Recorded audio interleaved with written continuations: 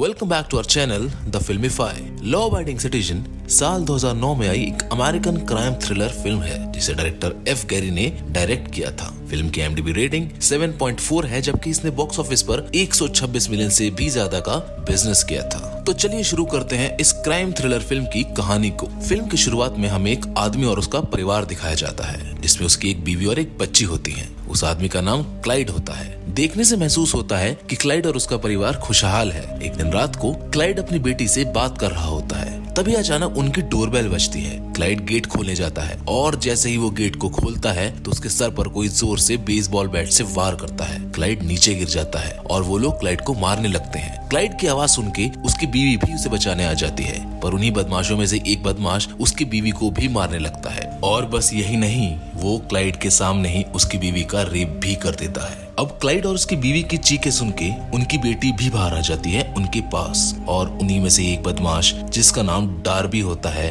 Clyde के सामने ही उसकी बेटी को भी मार देता है। क्लाइड खुद को बेबस महसूस करता है, वो कुछ नहीं कर सकता था, वो बहुत टूट जाता है। अब आगे हमें एक निक नाम का आदमी दिखाया जाता है जो कि पेशे से एक वकील है और वो क्लाइड का मुकदमा भी लड़ रहा है। निक को हम उसके साथी के साथ बात करते हुए सुनते हैं कि क्लाइड का केस थोड़ा कमजोर हो गया है और अब हमारे पास समझौता करने के अलावा कोई चारा ही नहीं बचा है। डार्बी का वकील निक के साथ समझौता कर लेता है, जिसमें डार्बी सरकारी गवाह बन के खुद के किए हुए सारे जुर्म अपने साथी पर डाल देता है। अब निक यही बात क्लाइड को बताने आता है। क्लाइड नाराज होता है क्योंकि डार्बी ने उसके सामने ही उसकी बीवी और उसकी बेटी की हत्या की होती है। वो निक को बार बार बोलता है कि डार्बी गुनहगार है और उसे सजा जरूर मिलनी चाहिए। निक बोलता है कि हमें ऐसा करना पड़ेगा, नहीं तो हम ये केस हार जाएंगे और दोनों छूट जाएंगे। निक और क्लाइड दोनों में बहस होती है। क्लाइड रिक्वेस्ट करता है कि प्लीज उसके साथ समझौता मत करो, पर निक पहले ही समझौता कर चुका होता है। अब हम देखते हैं कि कोर्ट रूम में समझौता हो जाता है और डार्बी को थोड़ी ही सजा होती है, जिसे देखकर क्लाइड बहुत दुखी हो जाता है क्योंकि उस जुर्म का असली गुनहगार तो डार्बी ही था।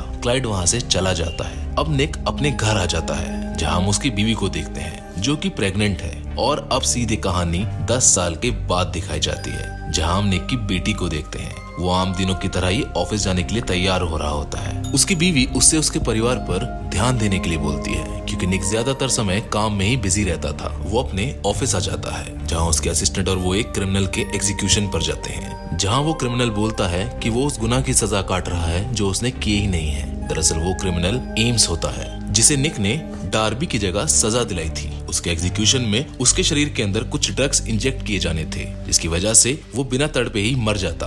पर जैसे ही उसके शरीर के अंदर वो ड्रग्स इंजेक्ट किए जाते हैं, वो तड़प तड़प के मर जाता है। सब देखकर हैरान हो जाते हैं कि आखिर ऐसा हुआ क्यों। पुलिस उस मशीन के पास छानबीन करती है, जहाँ उन्हें एक अलग कंपाउंड मिलता है जिस पर ये लिखा होता है कि डोंट फाइट विद फेट, यानी कि किस्मत से लड़ना बेकार है। निक बोलता है कि ये बात मुझे एम्स ने ट्रायल सेशन के दौरान भी बताई थी, और निक अंदाजा लगाता है कि शायद डार्बी ने इस कंपाउंड को चेंज करके एम्स की जान ली है। अब हम डार्बी को देखते हैं, जिसे एक कॉल आता है और तभी हमें पुलिस की गाड़ियों के सायरन की आवाज भी आती है। वो आदमी उसे कॉल पर पुलिस से बचने के इंस्ट्रक्शन देता रहता है, जहाँ वो उसे एक गोडाउन में खड़ी गाड़ी तक पहुंचा देता है। लेकिन डार्बी अपनी आदत से मजबूर उस गाड़ी में बैठे आदमी को मारने की कोशिश करता है, और जैसे ही वो गन से गोली चलाने की कोशिश करता है, वो क्लाइड के जाल में फंस जाता है। दरअसल वो आदमी कोई और नहीं, क्लाइड होता है, और उसने पहले ही उस गन के हैंडल पर टेट्रोडोटॉक्सिन नाम का कंपाउंड लगा दिया था, जिसकी वजह से डार्बी को पैरालिसिस का अटैक पड़ जाता है। अब हमें आगे फिल्म में दिखाया जाता है कि क्लाइड डार्बी को एक वेयरहाउस में उठा के ले जाता है, जहाँ बहुत सारे सर्जिकल इंस्ट्रूमेंट्स होते हैं। वहाँ एक ऑपरेशन थिएटर भी होता है। वो वहाँ डार्बी को जिंदा रखकर बहुत ही बुरी तरह तड़पा के मारता है। वो उसके शरीर के 25 टुकड़े करता है। अब उधर निक को थोड़ा शक होता है कि एम्स की मौत शायद डार्बी की वजह से नहीं हुई है, क्योंकि एम्स को मारने वाला आदमी बहुत शातिर है और डार्बी बहुत ही वायलेंट है। उसे क्लाइड पर शक होता है और डार्बी की मौत उसका शक और गहरा कर देती है। वो अपने असिस्टेंट को क्लाइड की इंफॉर्मेशन निकालने के लिए बोलता है, जहाँ उसे पता चलता है कि क्लाइड एक जीनियस है जिसके नाम पर 2000 से भी ज्यादा पेटेंट है, और उसने अभी हाल ही में अपने सारे पेटेंट भी बेच दिए हैं और कुछ प्रॉपर्टीज खरीद ली हैं, जैसे कि वेयर हाउसेस, बंद पड़े गोडाउन्स, और वो भी सब एयरपोर्ट, केमिकल प्लांट्स और रेलवे स्टेशन के बहुत पास। इतने सब सबूत काफी थे जो इशारा कर रहे थे क्लाइड की तरफ। पुलिस और निक मिलके क्लाइड को पकड़ लेते हैं। क्लाइड डार्बी के मर्डर को रिकॉर्ड कर वीडियो टेप निक के घर भेज देता है, जिसे उसकी बेटी देखकर घबरा जाती है। अब आगे हम देखते हैं कि जेल में निक और क्लाइड बातचीत कर रहे होते हैं, जहाँ निक क्लाइड का कन्फेशन रिकॉर्ड करने की कोशिश करता है, पर क्लाइड बहुत ही चालाक है। वो इतनी जल्दी कन्फेस करने वालों में से नहीं है, बल्कि वो उल्टा निक से एक सौदा करता है, जिसमें वो एक बेड की मांग करता है। निक उसे ऐसा करने से मना कर देता है, लेकिन मजबूरन उन्हें उसे बेड और मैट्रेस देना पड़ता है। उधर निक अपनी फैमिली को हौसला देने की कोशिश भी करता है कि सब ठीक है और वो एक फेक वीडियो था। अब हम आगे देखते हैं कि क्लाइड पर मुकदमा चलाया जाता है, जहां निक उसे दोषी करार करना चाहता है, पर उसके खिलाफ सबूत ना मिलने की वजह से वो ऐसा नहीं कर पाता है। मजबूरन जज को उसे बेल ग्रांट करनी पड़ती है, लेकिन तभी क्लाइड जज के ऊपर हंसने लगता है और जज को सिर्फ कानून की कठपुतली बोलने लगता है। क्लाइड जज से बदतमीजी करने लगता है, जिसकी वजह से जज को क्लाइड की बेल खारिज करनी पड़ती है। देखने से ऐसा लगता है कि जैसे मानो कि क्लाइड को बेल चाहिए ही नहीं। निक भी ये देखकर हैरान हो जाता है। वो जेल में क्लाइड से बात करने जाता है, जहां वो उससे पूछता है कि तुम क्या चाहते हो। क्लाइड अपने दोनों जुर्म निक के सामने कबूल कर लेता है, लेकिन जब निक वहां से जाने की कोशिश करता है, वो निक को एक और कन्फेशन और सौदा करने की बात करता है। वो बोलता है कि उसे बहुत तेज भूख लगी है और उसे किसी अच्छे से रेस्टोरेंट से खाना चाहिए। निक उसे मना कर देता है, ये बोल के कि तुम सौदा करने की सिचुएशन में नहीं हो और तुम्हारे पास अब हमें बताने के लिए कुछ नहीं बचा है। लेकिन क्लाइड निक को बोलता है कि ये सौदा वो बिल रेनल्ड्स की जान के बदले में कर रहा है।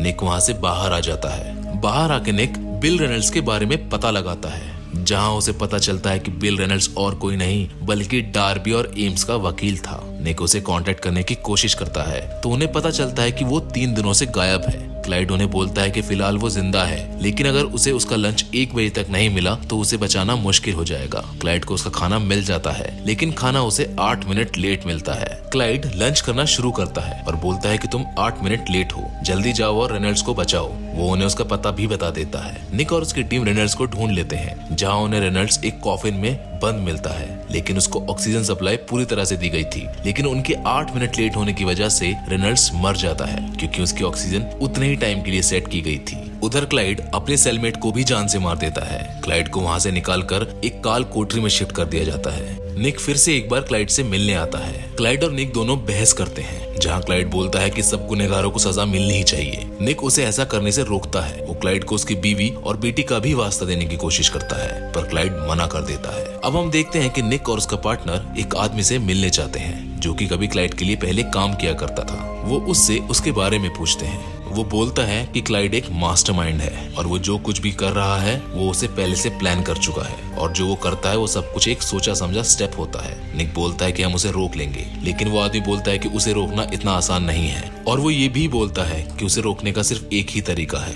उसे मार दो। वो ये भी बताता है कि जो भी उसकी बीवी और बच्चे वाले केस से लोग जुड़े थे वो बिल्कुल भी सेफ नहीं है। निक सबको चौकन्ना करता है और वो जज से मीटिंग करने जाता है, जहां वो जज को सारे सिचुएशन समझाता है। जज उनकी बातें सुनती है, पर बीच में ही उसका फोन आ जाता है, और जैसे ही वो अपने फोन को रिसीव करती है उसके हाथ में ही उसका फोन ब्लास्ट हो जाता है, जिससे उसकी मौत हो जाती है। निक और कैंट्रेल ये देखकर घबरा जाते हैं। अब निक गुस्से में फिर से क्लाइड से मिलने जाता है। वो दोनों फिर से बहस करने लगते हैं। क्लाइड निक को उसकी पूरी परिवार की डिटेल बताता है, जिससे निक नाराज हो जाता है और बोलता है कि मेरे बीवी बच्चों को हाथ लगाने की जरूरत नहीं है। निक बोलता है कि मैं तुम्हें और तुम्हारा साथ देने वाले हर एक उस इंसान को सजा दिलाऊंगा, लेकिन क्लाइड फिर से उससे डील करने की कोशिश करता है और बोलता है कि तुम मुझे यहाँ से आजाद करवाओ, नहीं तो मैं सबको मार दूंगा। क्लाइड उसे सुबह 6 बजे तक का समय भी देता है। अब हम देखते हैं कि निक फिर से उसकी पुरानी फाइल्स मंगवाता है और उन्हें पढ़ना भी शुरू करता है, इस उम्मीद में कि शायद कोई नई जानकारी मिल जाए जिससे वो क्लाइड को